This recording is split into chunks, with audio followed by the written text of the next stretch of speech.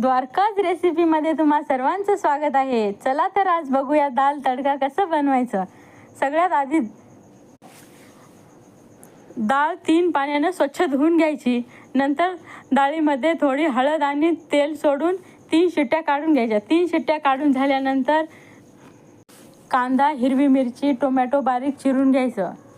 कढईमध्ये तेल टाकून मोहरी कडकडीत होऊ द्यायच्या। मोहरी टाकून झाल्या की जिरा, कांदा, हिरवी मिरची टाकून चांगलं परतून घ्यायचं। ते सगळं परतून झाल्यानंतर बारीक चिरलेला टोमॅटो टाकायचा। हे सगळं नीट मिसळून झाल्यानंतर आपली डाळ टाकायची। चवीनुसार मीठ टाका आणि थोडासा लसूणही टाका। डाळीला उकळी आल्यानंतर कोथिंबीर टाका।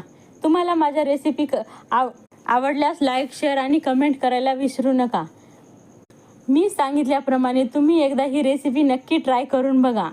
मी दाखवल्याप्रमाणे तडका द्या, तरच भाजी टेस्ट होईल, नाहीतर नीट होणार नाही।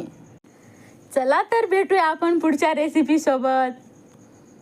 सबस्क्राईब करायला विसरू नका।